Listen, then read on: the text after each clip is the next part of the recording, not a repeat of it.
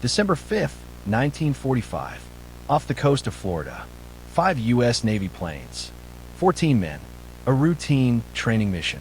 They flew into the Bermuda Triangle. Not a single one returned. Flight 19. Welcome to Shadow Files. Let's pin this to the board. The date was December 5th, 1945. World War II had ended just months earlier. At the Naval Air Station in Fort Lauderdale, Florida, a routine training mission was scheduled for that afternoon. 5 TBM Avenger torpedo bombers were preparing for takeoff. I'll add this photograph of the TBM Avenger to our board. This was the aircraft used by Flight 19, a powerful torpedo bomber from World War II. The mission was called Navigation Problem Number 1. Look at this map I've pinned here. The pilots would fly east from Florida, drop practice bombs on a small target called Hens and Chicken Shoals, then continue north and return to base. Total flight time, about 2 hours. It was a routine exercise, nothing dangerous. Let me put another note on our board. 14 men. That's how many people were on this flight. 13 students and 1 experienced instructor. That instructor was Lieutenant Charles Taylor. Here's his photograph. Taylor was a decorated Navy pilot with over 2,500 flight hours. He had flown combat missions in the Pacific. He knew navigation. He knew the ocean. He knew how to handle emergencies. But something about this flight would be different. At 2:10 p.m., all 5 planes took off from Fort Lauderdale. They headed east over the Atlantic Ocean, into what would soon become the world's most famous mystery zone. For the first hour, everything was normal. The pilots completed their bombing practice on the target. Then they began the second leg of their mission, flying north. But at approximately 3:45 p.m., something started to go wrong. This is where our case gets strange. Let me add this to the board. Lieutenant Taylor made contact with the base. His transmission was disturbing. He reported that both of his compasses had failed. He didn't know where he was. He said he was over land, but the land didn't match anything he recognized. The base tried to guide him. They asked him to head west, back toward Florida. But Taylor believed he was in the wrong location. He believed he was over the Florida Keys, when in reality, he was somewhere over the Bahamas. He turned his squadron in the wrong direction. As the hours passed, the weather worsened. Radio contact became fragmented. The other pilots could be heard arguing with Taylor about which direction to fly. One trainee reportedly said, "If we would just fly west, we would get home." But Taylor kept them turning. By 6 p.m., they had been in the air for nearly 4 hours. Their fuel was running low, and they still had no idea where they were. Now, look at this note I'm pinning to the board. These are the final radio transmissions from Flight 19. Some reports claim Taylor said, "We are entering white water. Nothing seems right. We don't know where we are. The water is green, no white." Then silence. At 7:04 p.m., the base received the last confirmed transmission from Flight 19. After that, nothing.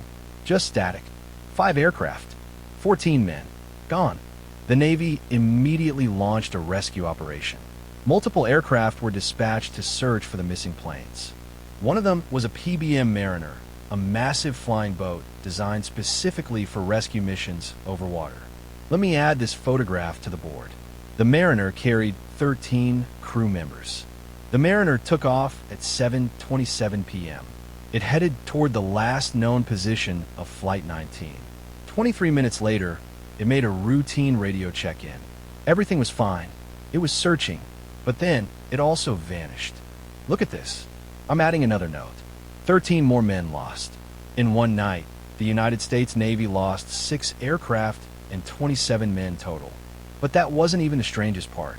Later that same night, a merchant ship in the area reported seeing an explosion in the sky. They believed it was the Mariner exploding. But when investigators searched the ocean below, they found nothing. What followed was one of the largest search operations in United States Navy history. Over 300 boats and aircraft searched an area of approximately 700,000 square kilometers. They searched for 5 days. They searched by air. They searched by sea. They followed every possible lead. They looked for wreckage. They looked for oil slicks. They looked for bodies. They found nothing. Look at our board. No wreckage from the 5 Avengers. No wreckage from the Mariner. No Boethius. No life rafts. No trace of any kind. 6 aircraft and 27 men had simply vanished into the Atlantic Ocean. The official Navy report, released after months of investigation, concluded that the pilots became disoriented, ran out of fuel, and crashed at sea. It was an accident, nothing more. But many people were not satisfied with that answer. Now let's open a new file.